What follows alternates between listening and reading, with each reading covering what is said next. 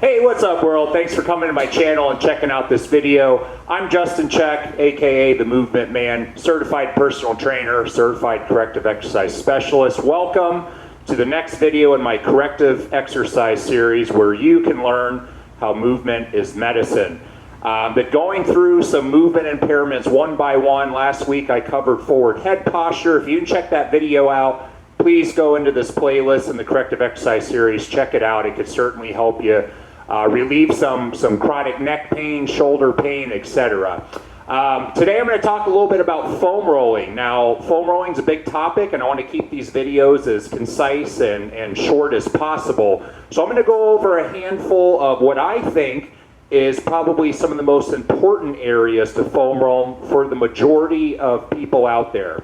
Now, we talk about corrective exercise in this series as looking at the body and identifying areas of imbalance, muscle imbalances, tissues that are overactive and tight, tissues that are underactive and weak. And we need to try to optimize the length-tension ratio, which you're going to hear me saying a lot in this series. We need to optimize the length-tension ratio of every muscle in the body to keep the mechanics in the best place possible, to keep us moving in the most efficient way possible, to reduce chronic pain and reduce the likelihood of acute injuries. Forward head posture, one of the most common things I've come across. I've been helping people with mobility and with their progressive exercise for over 10 years. The next most common thing that I come across is pronated feet. So, as I always say, we live in an era, we live in a time that is not conducive for good movement. Everything we do puts our body and our mechanics in a bad position, and a lot of times it's what's causing somebody's chronic pain. Movement is medicine. We can create a program, or you can follow a regimen of exercises to combat some of these movement impairments, some of these posture issues, some of these dysfunctional movement patterns that develop over years and years and years of some habits or hobby, or whether it's from your job or a recreational activity. They cause imbalances, they lead to pain. Today, I'm going to be addressing the feet. So we're not meant to wear shoes. Okay, the muscles in our feet are actually quite complex, and they're really important. It's the first contact point on the floor, absorbing impact, allowing us to move, and if our feet are not in a good place, everything above the feet, everything up the chain gets affected. If you've ever gone to physical therapy or maybe even a chiropractor, the majority of them, regardless of where your pain is, will look at your feet first. So our feet are supposed to have a nice, natural, strong arch. A proper arch, you should be able to slip your finger under your foot comfortably. But what happens? We wear shoes all the time, dress shoes, flats. We're on hard surfaces all the time. We get what I call dead feet. You know, we get used to just walking around on concrete all day long, you know. It's not meant to be that way. We're supposed to be barefoot. Of course, we can't go around walking barefoot, but we can do things to alleviate some of the pain that perhaps those flat feet are creating. So what happens is we stand on these hard concrete surfaces all the time. We wear shoes all the time.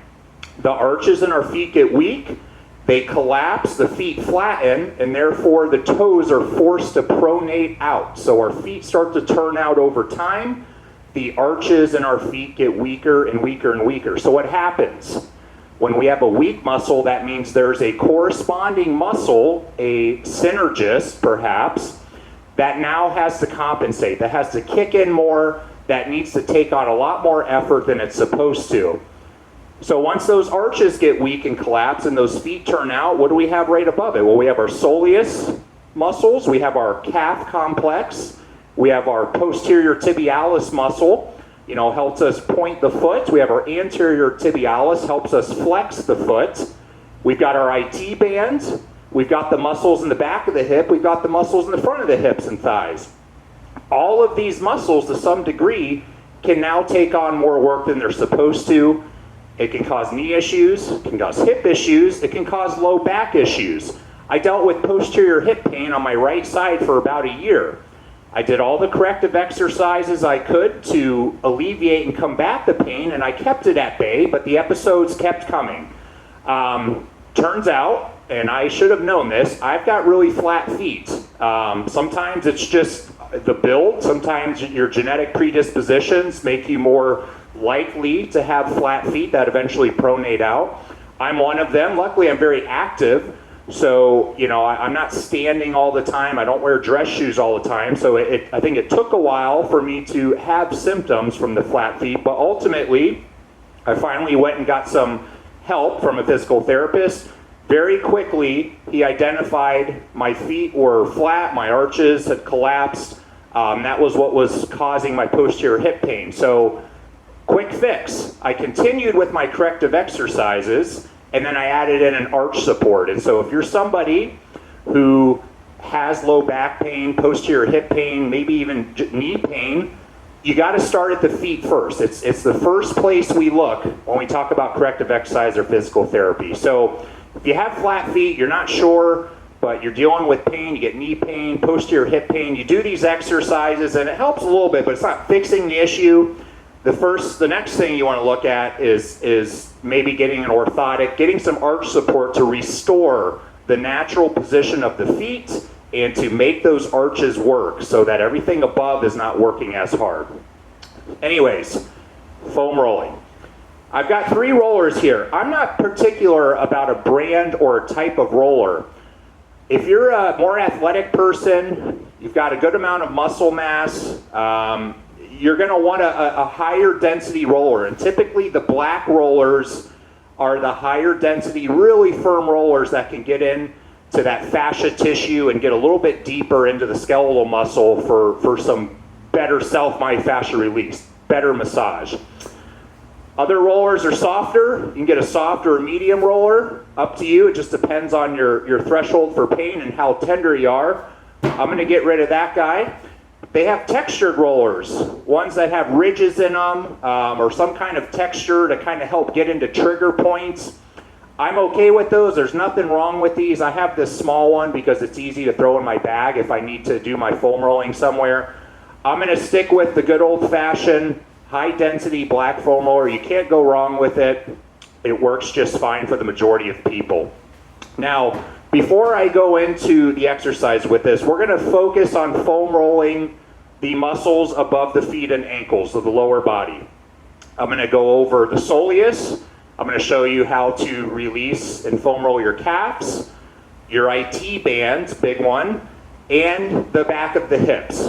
Mainly piriformis and glute medius are where we're going to really sort of target because those tend to be the overactive muscles in the back of the hip. Not so much the glute max, that muscle is typically one we need to strengthen. Glute medius, piriformis in the back of the hips we'll go to afterwards. Really quickly, fascia tissue. So a lot of people think that foam rolling is like massage, and it is. It's self-myofascial release. It's a soft tissue therapy technique. It's basically massage. We're not just looking to massage the muscle, though. That's not the main purpose of self-myofascial release. Our body is encased with fascia tissue, and I try to explain to people, fascia tissue, you can think of it like when you buy a pork tenderloin, and it's got that thin, silvery kind of sheath over top of it. That's basically fascia tissue. It's a elastic sheet of collagen fibrous material that has tensile strength. It stretches, it holds in place, it allows our muscles to move smoothly with control. A lot of times, it's not the muscle itself that gets tight and overactive. Sometimes, it's just the fascia tissue that needs to be stimulated. Now, when we sit for long periods of time, that fascia tissue starts to solidify, making movement more difficult, making movement more uncomfortable. The purpose of self-myofascial release, like foam rolling or massage, is to stimulate that fascia tissue, to liquefy it more. It doesn't turn into liquid, but it makes it become more fluid. It allows it to stretch and to move much easier. The second purpose is to stimulate some of the proprioreceptors within the fascia tissue, because fascia tissue is loaded with proprioreceptors, very much connected with our nervous system. When we stimulate those receptors, it sends a signal to your brain to tell that tissue to relax, to lengthen, to allow more movement. And that is the main benefit of self-myofascial release. It's more about getting that response from the nervous system, not so much just the actual physical massaging, trying to get more blood flow and more fluids into the muscle. It's more superficial. It's not as deep as that. It's more about the fascia tissue. So I'm going to go through 3 or 4 ways to use this foam roller that are particularly good for somebody who's got flat pronated feet, and to get into some of those areas that's hard to stretch. Like I said, the soleus behind the ankle, up into the calf complex, the IT band, the back of the hips. These are very tough areas to stretch properly. So first, we need to inhibit, we need to stimulate those receptors, we need to get our brain to tell those areas to settle down, relax, lengthen, move more freely, then we can properly stretch them. That is the corrective exercise continuum. We identify tight areas, we get them to settle down, we inhibit them. Then step 2 is to lengthen them. Step 3 is to identify maybe synergist muscles or other areas that are around that joint that have become weak and underactive. We isolate and strengthen those, and then we integrate all that into our progressive exercise. And that is the corrective exercise continuum. That is the roadmap to how movement is medicine. Foam rolling. We're going to start with the Achilles tendon, soleus complex behind the ankles. Scoot down a hair. A quick note, foam rolling is going to be a little uncomfortable. We're going to be finding tender points along a muscle, and we're going to be focusing on those. And just like if you get a massage and you've got some tightness or some knots, the massage therapist might tell you these are points of adhesion. These are areas where the fascia tissue has solidified to some degree. It has restricted movement, not allowed that muscle underneath the fascia tissue to slide and to move fluidly without friction. And then if there is friction, it causes inflammation, causes adhesions, and that's what the so-called knots are in a muscle. They're adhesions, they're points where the tissue has tightened up, it's protecting, it's restricting movement. We can't stretch them until we inhibit them, and that's what we're going to do with this. You're going to start on your butt. Now, you should foam roll for 2 to 3 minutes roughly on a particular muscle. I would suggest, like for instance, we're about to do the soleus and the calf complex. You're going to roll all the way up and down the full length of the muscle. You're going to find the 2 or maybe 3 most tender points in that muscle, and you're going to focus the pressure on those points. I would start by just doing the double roll. You're going to put your hands on your back, and you're going to use your arms to put as much pressure as you want into the roll. So right now, I'm kind of lifting my butt up just a little bit, and I'm not putting a ton of pressure on. Now, if you're somebody who's really tight, you don't want to do anything past an 8 of moderate discomfort, but again, moderate discomfort is to be expected. So I'm not feeling anything right now. So a way to add extra pressure or to put more weight into it is you're going to cross one leg over top of the other. You're going to lift your butt all the way up. And now you're going to use your arms to roll that full length of especially that lateral gastroc muscle, that lateral calf muscle towards the outside of the lower half of your leg. And you're going to find your tender spots. There's my tender spot. So after I rolled up and down 2 or 3 times, I feel where I have a little adhesion, I feel some tightness, and I'm going to just apply the pressure primarily to that spot, and I'm going to do small, gentle rolls, just massaging that knot out for 20 to 30 seconds at least, or until you start feeling some relief. And you'll want to repeat that on both legs or stick with the double roll, okay? So we're rolling up the back of the ankle soleus, and we did those calf muscles. A real easy way to transition, keep working up, is the IT band. Now we're gonna go to one side. You'll have your bottom leg, outer thigh on the foam roller. You're gonna cross your top leg over. You're gonna use that same arm for support and to guide you up and down that roller.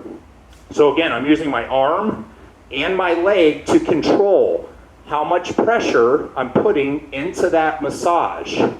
We're rolling all the way up, almost to the iliac crest of the hip. You don't want to go into the very top of your hip. You want to stop right when you get up to the top of the thigh, and you're going to go all the way down almost to the knee, finding the two most tender spots on the outside of your thigh. Now the IT band is probably the most dense area of fascia in the body, and it's supposed to be dense by nature. Mechanically, that band needs to be dense, it needs to be tight in order for it to optimize our movement when we walk, when we run, when we squat. It's not supposed to be too lax. So you're gonna find a couple of tight, tender spots. There's mine right there. You're gonna put as much weight into it as you can, taking on or off with the leg or foot, and you're just gonna work it for 20 to 30 seconds on each tender spot, okay? Then we can go right to the back of the hip. So we've done the soleus, we've done the calves, mainly the lateral gastroc calf muscle. That's the one that tends to get tight when the feet turn out. Same with the IT band. If you think about it, if the feet turn out, all of the muscles on the lateral side of the leg are now lengthened and asking to work harder than they should. So they're the ones that are going to get overactive. Same to the lateral backside of the hip.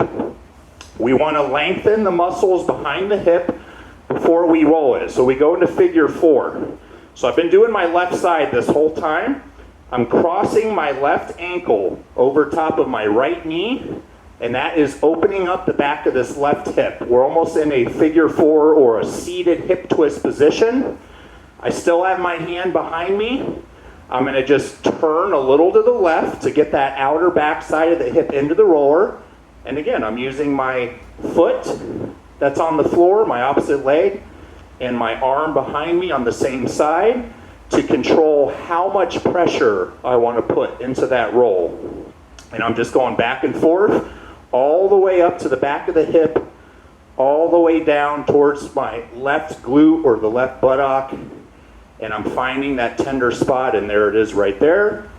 And I'm going to lay into it a little bit more. I'm going to sit there and just gently roll back and forth onto those tender points until it starts to feel better. You should start to feel less pain as you go through the rolling, and that's how you know that those muscles are relaxing. Those receptors have acknowledged that they need to send that signal to your brain and to get them to settle down, to lengthen, and to take some of the tonus out of that muscle. The brain is what controls the tonus of every muscle in your body. And we can manipulate that with these self-myofascial release techniques, okay? And again, you're gonna wanna do this probably daily for a while and see if it works. If you do wear dress shoes a lot at work, you stand on hard floors a lot for your job, you probably need an arch support. If you don't have a nice arch under your foot where you can slide a finger comfortably almost to the other side of your foot, to some degree you have flat pronated feet.